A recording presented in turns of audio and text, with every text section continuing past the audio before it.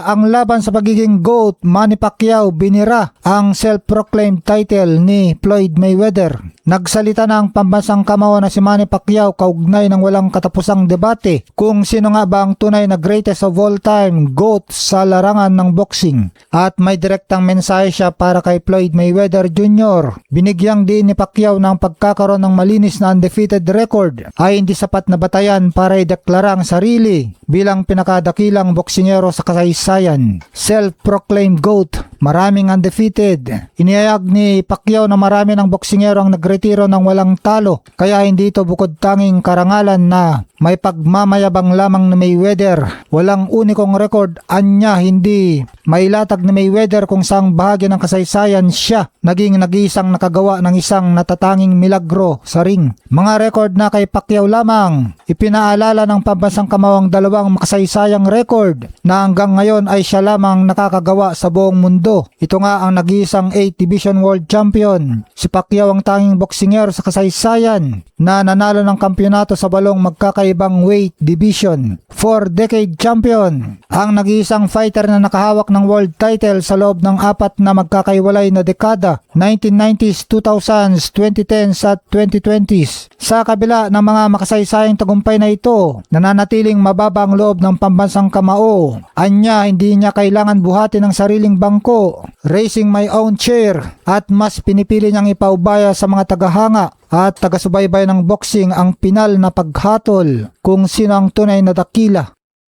Samantala, Manny Pacquiao ang tanging boksingero na may kakayahang sumira ng oldest champion record ni Bernard Hopkins. Sa larangan ng professional na boxing, nananatiling nakatala sa kasaysayan ang record ni Bernard the Executioner Hopkins matapos siyang maging pinakamatandang world champion sa edad na 49 years old. Subalit buong tiwalang inihayag ng legendary boxer na si Hopkins na si Manny Pacquiao lamang ang tanging nakikita niyang may kakayang bumasag sa kanyang record at hindi ang matagal nitong karibal na si Floyd Mayweather Jr. Bakit si Pacquiao at hindi si Mayweather? Ayon kay Hopkins, bukod sa pambihirang talento at kakayahan ni Pacquiao na makipagsabayan sa mga mas batang boksingero, may dalawang pangunahing dahilan kung bakit malaki ang tiwala niya sa pambansang kamao. Disiplina sa katawan at buhay. Masyadong maselan at alagang-alaga ni Pacquiao ang kanyang sarili. Pagdating sa pagsasanay, tamang nutrisyon at higit sa lahat, ang kawalan ng bisyo. Ito mismo ang naging formula ni Hopkins noong makuha niya ang kampyonato sa edad na 49. Hindi takot makipagbakbakan si Manny Pacquiao. Walang takot sa bakbakan si Manny Pacquiao. Binigyang din ni Hopkins ang kawalan ng takot ni Pacquiao kahit labanan ng mga mas malalaki at mas mga batang kampyon sa ibabaw ng ring. Ito naman ang issue kay Floyd Mayweather Jr. nang tanungin sa Hopkins kung kaya rin ba ni Floyd Mayweather Jr. na basagin ang kanyang record.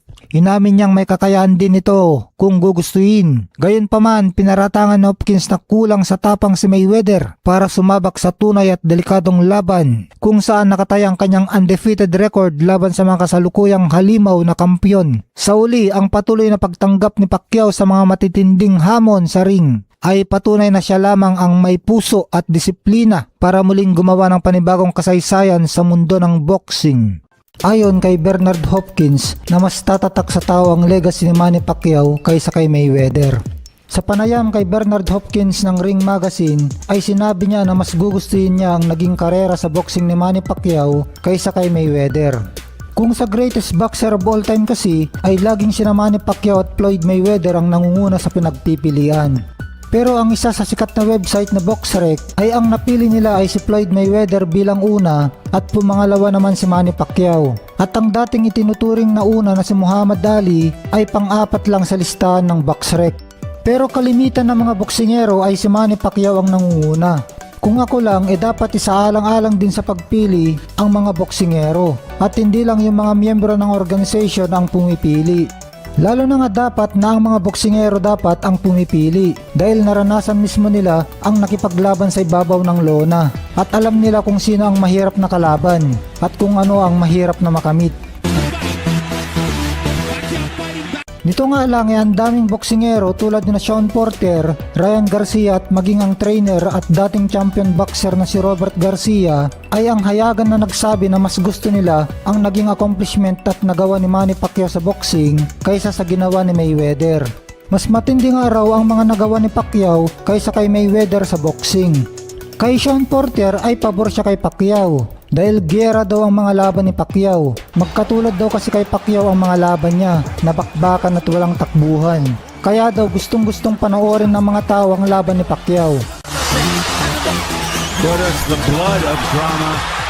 Si Ryan Garcia naman kaya mas gusto niya si Pacquiao kaysa kay Mayweather ay dahil sa loob at labas daw ng ring ay magandang ehemplo si Manny Pacquiao. I feel like Manny Pacquiao got the best career, and I feel like I would rather have Pacquiao's career, but Mayweather got the money, but there's something that I would want to be Pacquiao. At si Robert Garcia naman, kaya mas gusto niya si Pacquiao kaysa kay Mayweather dahil giyera din daw ang mga laban ni Pacquiao. Talagang bakbakan at epic. Yun bang pag-uusapan ng mahabang panahon dahil sa ganda ng mga laban. At laging isinisingit ni Robert Garcia na mas mahirap makuha ang 8 division champion ni Manny Pacquiao kaysa sa 15 o ni Mayweather. I would rather have Pacquiao's career too. Very few like Mayweather. 8 division champion is gonna be. We probably won't see it in our lifetime. It's harder to be an 8 division champion than to be 50 and 0. Dahil yung 15 o ni Mayweather ay may nakagawa na, tulad ng 89 o ni Julio Cesar Chavez. Ayon pa kay Bernard Hopkins ay mas maganda ang accomplishment ni Pacquiao dahil hindi ito namimili ng kalaban. At kahit sinong yarap sa kanya ng promoter niya ay nilalabanan niya na kahit palam niyang delikado siya. Pacquiao fighting back. At katunayan nga na may mga talo itong si Pacquiao dahil sa hindi nga siya namimili ng kakalabanin niya. Samantalang si Mayweather daw ay business ang iniisip niya. Pinipili niya ang kanyang nilalabanan, yung alam niyang lamang siya at yung siguradong tatalunin niya para mapanatili niya ang walang talo na record niya. Dagdag pa sa isinaalang-alang ni Mayweather sa pagpili ng kalaban ay malaki dapat ang kikitain niya kapag nilabanan niya ang boksingerong pipiliin niya. Maganda rin daw naman itong pagiging business-minded ni Mayweather, sabi ni Bernard Hopkins, dahil inilalagay na ni Mayweather sa maganda ang kinabukasan ng pamilya at anak niya dahil sa malaki niyang kinita sa boxing. At okay naman daw ito dahil tingin pa rin naman ni Bernard Hopkins na siguradong magiging Hall of Famer pa rin naman si Mayweather. Kung kay Manny Pacquiao naman, malaki din naman ang kita niya sa boxing. Mas malaki nga lang kay Mayweather. Pero ang hindi alam ng ibang bansa na marunong din naman mag-invest Pacquiao. Napakadami nga niyang negosyo dito sa Pilipinas. Ang tingin kasi nila, kaya lumalaban pa si Pacquiao noon, maski 42 years old na siya, ay dahil naubos na ang pera niya. Pero lagi naman sinasabi ni Pacquiao na mahal niya ang pagboboxing at malungkot ang buhay niya kung wala ito. Kaya tumagal siya sa pagboboxing. At tingin ko, kung hindi nga lang siya tumakbo sa pagka-presidente ng Pilipinas, ay malamang tuloy pa rin siya sa pagboboxing. Boxing is my passion.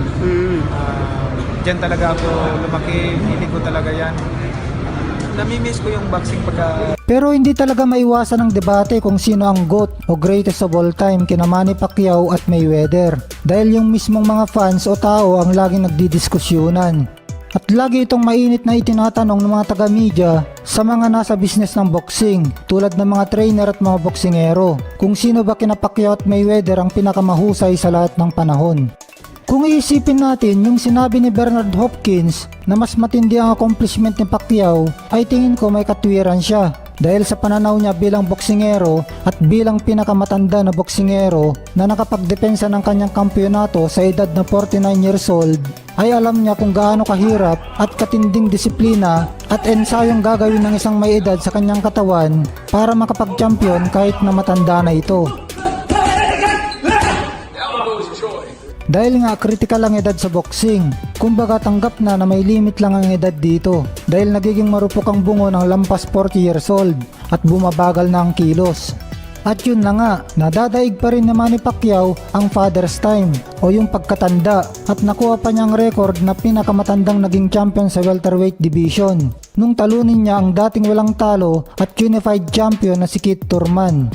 Bukod dito ay nakuha rin ni Pacquiao ang record na 4 na dekada ng pagiging champion at hanggang sa kasulukuyan ay champion pa rin siya sa edad na 41 years old.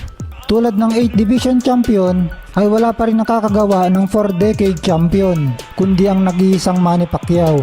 Salamat sa inyong panunood, paki-like, comment, share tong video at subscribe ka na rin. Salamat! Manny Pacquiao. Pacquiao!